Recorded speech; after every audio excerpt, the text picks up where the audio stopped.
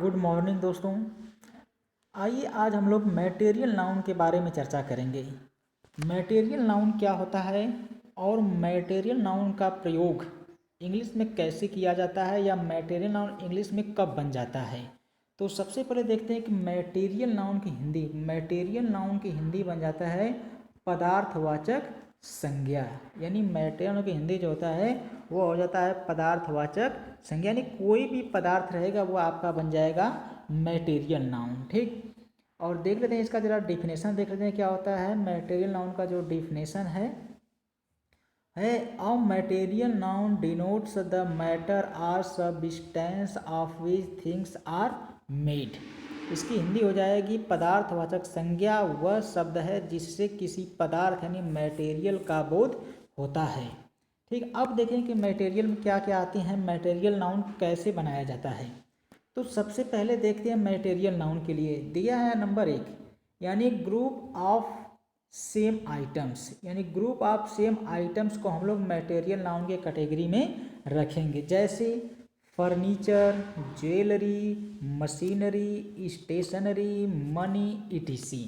यानी furniture, jewellery, machinery, stationery, money etc ये सब के सब जो है पदार्थवाचक संज्ञा यानी मैटेरियल नाउन के कैटेगरी में आते हैं। ठीक, नेक्स्ट देखेंगे गैसेज। यानी जितनी भी गैसेज होती हैं सब के सब क्या होते हैं मैटेरियल नाउन के ही कैटेगरी में आती हैं। ठीक, जैसे दिया है nitrogen, oxygen, carbon dioxide etc ये सब के सब जो हैं आपका मैटेरियल नाउन के ही कैटेगरी में रखा जाएगा। ठीक, इसके बाद देखते हैं जितने भी लिक्विड्स पदार्थ रहते हैं, ठीक सारे लिक्विड्स पदार्थों को हम लोग मैटेरियल नाउन की कैटेगरी में रखेंगे, जैसे मिल्क है, वाटर, टी, ऑयल, घी etc। ठीक, यानी मिल्क, वाटर, टी, ऑयल, घी etc ये सब के सब जो है लिक्विड्स हैं और इस सब के सब जो पदार्थ में आए लिक्विड्स के रूप में आए हैं, लेकिन सब के सब मैटेरियल नाउन के ही अंतर्गत रखे जाएंगे। नंबर फोर्थ में दिया है फूड मटेरियल।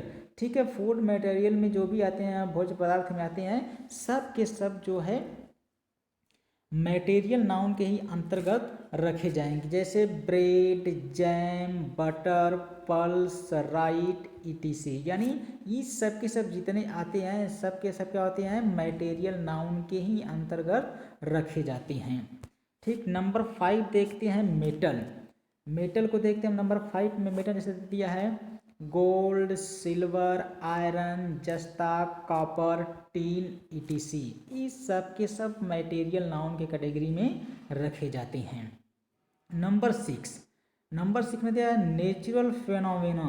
और देखते हैं कि नेचुरल फेनोमेना में हम लोग देखते हैं जैसे rain, thunder, storm, tornado, fog, drizzle, downpour etc। यानी कह सकते हैं कि प्राकृतिक घटनाएं जितनी भी होती हैं सब के सब जो है मैटेरियल नाउन के कैटेगरी में आता है।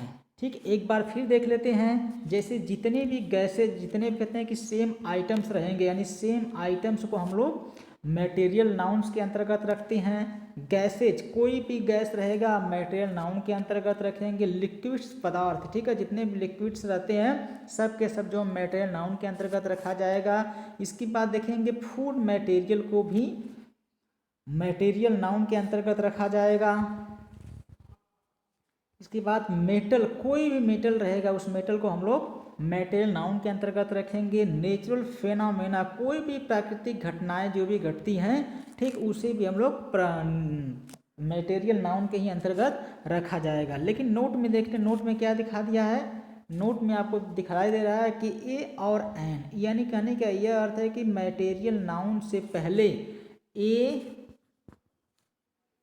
या फिर एन का प्रयोग नहीं किया जाता है। ठीक है, ए एन का प्रयोग नहीं किया जाएगा। ठीक, और फिर प्लूरल का भी प्रयोग नहीं किया जाता। नहीं, कहने का यह अर्थ है कि कभी भी क्या होता है कि मैटेरियल नाउन को हम लोग उसको प्लुरलाइजेशन नहीं कर सकते। ठीक है, उसका एक वचन से बहुवचन नहीं बनाया जाता है। ठीक है, यानी कहने का अर्थ है कि मैटेरियल नाउन से पहले ना तो ए एन का प्रयोग करेंगे और ना ही उसको एक वचन से बहुवचन बनाएंगे। ठीक, आगे चलते हैं।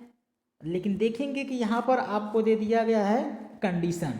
कंडीशन में क्या दे दिया है कि जैसे यहाँ पर आपको दे दिया गोल्ड्स, ठीक। अभी आपको नियम यही कह रहा है कि उसमें ना तो हम यस का प्रयोग करेंगे और ना ही ईएस का प्रयोग करेंगे, ठीक है।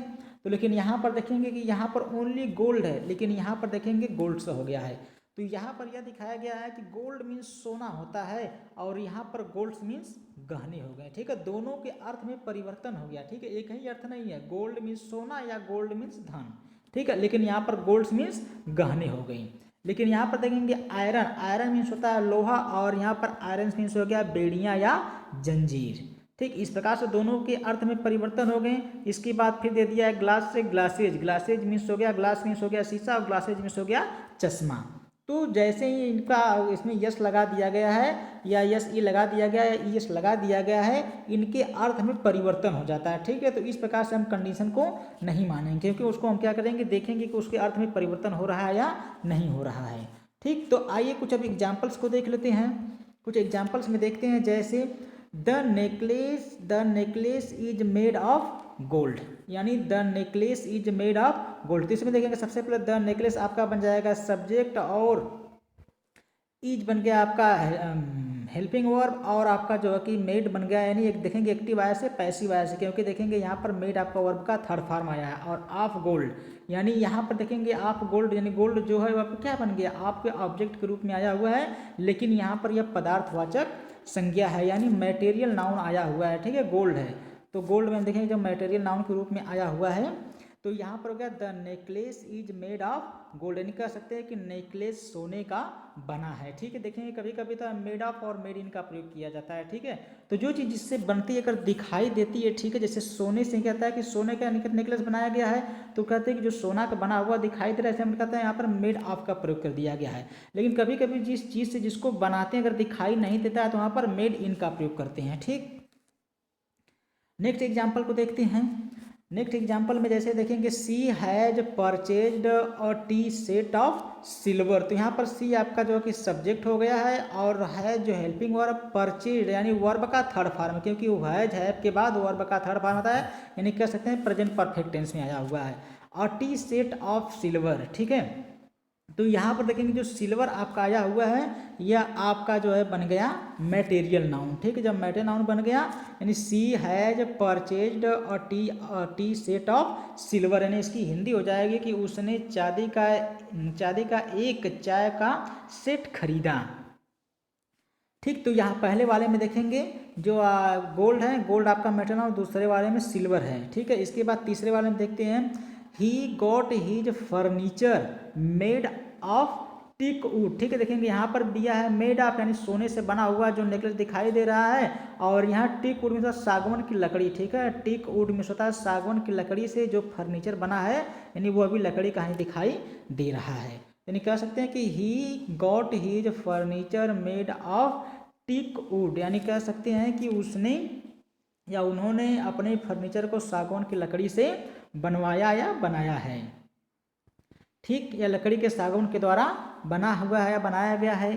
एग्जाम्पल नंबर फोर्थ में देखते हैं। यहाँ पर थोड़ा देखेंगे हमने यहाँ क्या किया कि रेड कलर से और ब्लू कलर से इसलिए लिखा है क्योंकि इसमें जो है कुछ कंडीशंस हैं। कंडीशंस क्या, मैंने आपको यही बताया था कि कभी भी जो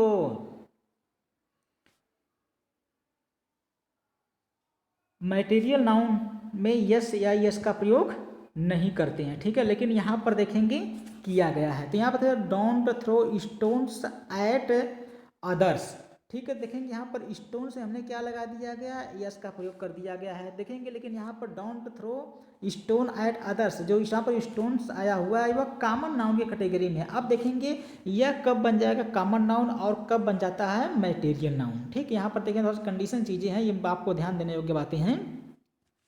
तो डोंट थ्रो स्टोन्स यानी पत्थर मत फेंको, एट अदर्स मीन्स होता है दूसरों पर, यानी दूसरों पर पत्थर मत फेंको। तो यहाँ पर देखेंगे यह कॉमन नाउन कैसे बन गया, ठीक है।